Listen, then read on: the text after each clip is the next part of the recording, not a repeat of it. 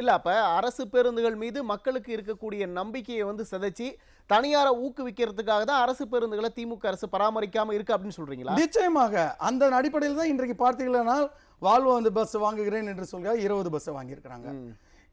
யானை பசிக்கு சோளப்பொரியா? ஓகே. இதுக்கு முன்னாடி இருந்த உங்களுடைய தகப்பனார் இருந்தாரே முத்துவேல் கருணாநிதி அவர்கள், அன்றைக்கு அவர் இருந்த பொழுது வாங்கப்பட்ட பேருந்துகள் எண்ணிக்கை, வால்வோ பஸ்ஸுடைய எண்ணிக்கை எவ்வளவு? இதே அரசு போக்குவரத்து கழகத்தினுடைய போக்குவரத்து தொழிலாளர்களாக இருக்கின்ற ஓட்டுநர்கள் தான் அன்றைக்கு சிறப்பு 2 மாதம் வால்வோ பேருந்துகளை இயக்குவதற்கான ட்ரைனிங் கொடுக்கப்பட்டு அவர்கள் தான் இயக்கினார்கள் அந்த வால்வோ பேருந்துகளை.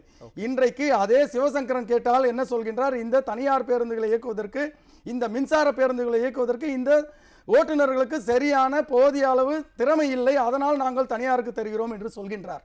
அவர்கள் இயக்குகின்ற அந்த தனியார் பேருந்தை இயக்குகின்ற அந்த ஓட்டுநருடைய அத்தனை பேருடைய எல்லா விஷயங்களும் எடுத்து பாருங்கள்.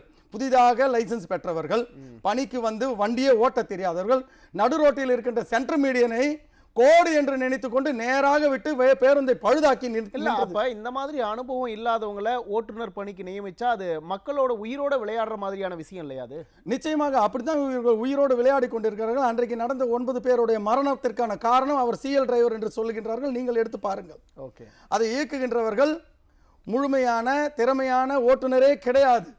இந்த போக்குவரத்து துறையிலே முழுமையான திறமையான ஓட்டுநர்களை புறந்தள்ளி தனியாரில் இருக்கின்ற பேருந்துகளை எடுத்து இந்த பண்டிகை நாட்களிலே இயக்குகின்ற சூழ்நிலை தான் இன்றைக்கு நடந்து கொண்டிருக்கின்றது.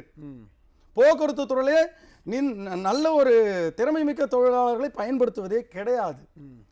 ஆனா சார், இப்ப ஓட்டுநர்கள் பற்றாக்குறை இருக்கு, நடத்துனர்கள் பற்றாக்குறையெல்லாம் இருக்குல்ல, இதற்கெல்லாம் என்ன காரணம்? இதுவும் தனியாரை நோக்கி போக்குவரத்து துறையை தள்ளுறதுக்கான ஒரு முயற்சியா?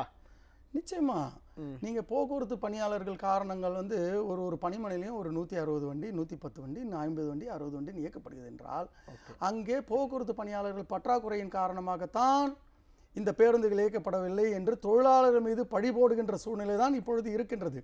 சரி போகட்டும், நீங்கள் தான் ஸ்டார் வால்ட்டில் இருந்து தனியார் பேருந்துகளை தனியார் ஓட்டுநர்கள் நடத்துனர்கள் எடுத்து இயக்குகின்றீர்களே, அவர்களை வெற்றி இந்த பற்றாக்குறையை ஏன் சரி செய்யவில்லை? ஏனென்று சொன்னால் அவர்களுக்கு இந்த பேருந்துகளை இயக்குவதற்கு நாம் வருகின்றோமே, இந்த பணி நமக்கு நிரந்தரமில்லை. இந்த ஸ்டார் வால்ட் என்கின்ற கம்பெனிக்கும் இந்த நிறுவனத்திற்கும் போக்குவரத்து துறைக்கும் சம்பந்தமில்லை என்கின்ற வகையிலே அவர்கள் அறிந்து கொண்டதனுடைய காலத்தினுடைய கட்டாயத்தினால் அவர்கள் பணியில் வருவதில்லை. ஆனால் இயக்கப்படாத பேருந்திற்கு இந்த நிரந்தர பணியாளர்களை குற்றம் சுமத்தி கொண்டிருக்கிறது இந்த போக்குவரத்து அதிகாரிகளை வைத்து இந்த போக்குவரத்து துறை மந்திரி அவர்கள்.